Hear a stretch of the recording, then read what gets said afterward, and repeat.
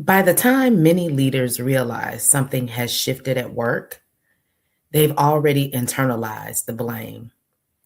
You assume you lost passion or that you stopped adapting somehow, that somehow you missed a memo that maybe everybody else received. But what if the issue isn't you at all? What if the rules of work changed and nobody stopped by to explain it to you? That's what I'm here to do. I'm Delilah Bartlett, and in this episode of Love and Work, we're stepping deeper into the context of what's happened.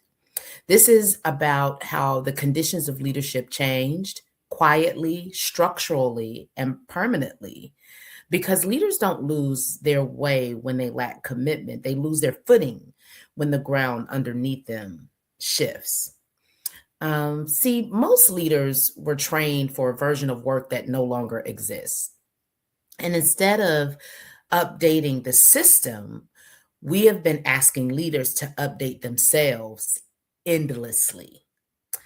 That mismatch creates confusion, and confusion often gets misdiagnosed as burnout, disengagement, or lack of resilience. Somehow it's on you. Loyalty used to mean longevity, staying, building, investing over time. But modern systems reward flexibility, not faithfulness, speed over stewardship, optionality, not necessarily endurance. When leaders keep offering loyalty in systems that no longer reciprocate it, they don't get rewarded, they get exhausted. Organizations optimized for output and quietly deprioritize loyalty. Metrics became the language of work. Efficiency replaced relationship.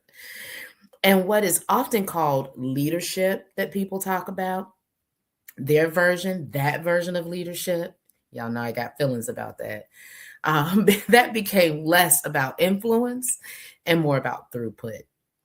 That doesn't make leaders weak. It means that the environment changed faster than the leadership norms did. Many leaders were trained to build within stable systems, but today's work, the work environment is in constant motion. Restructures, pivots, acquisitions, reorgs, downsizing, expansion, AI, all at once often. The expectation didn't shift with the environment. Leaders were still expected to be steady inside of systems that no longer were. It's really a trip. So if you felt disoriented, it doesn't mean you failed to adapt. It means that you were loyal to a framework that quietly changed and expired over time. That's not personal weakness. That's contextual misalignment, right? And in the next episode, we'll talk about what leaders do after you've understood that the system that you are operating in, what it did, and how it changed. And we'll begin to basically what I call rewrite the relationship between loyalty and leadership.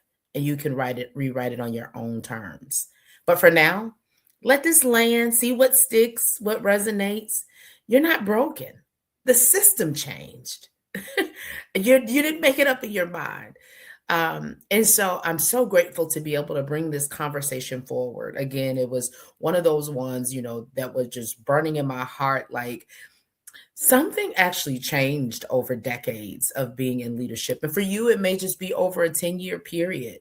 But it is worth unearthing and discussing so you can be healthier and allow the organizations that you support to be healthier as well. Y'all, thank y'all for rocking with me. This is week 3. I think we got like 5 weeks in this particular leadership series, all in effort to help leaders and organizations get unstuck to deliver results that really matter. So follow me, subscribe to my YouTube channel, share me with your network, because believe me, you are not alone and you are not the only one having these thoughts. So you're not the only one that needs to have the discussion. Okay? All right, y'all. I'll talk to y'all soon. But until then, follow your leadership auntie where you can pull up and be safe and talk about all the things. And we're just going to go ahead and get big. Okay? I'll talk to you later.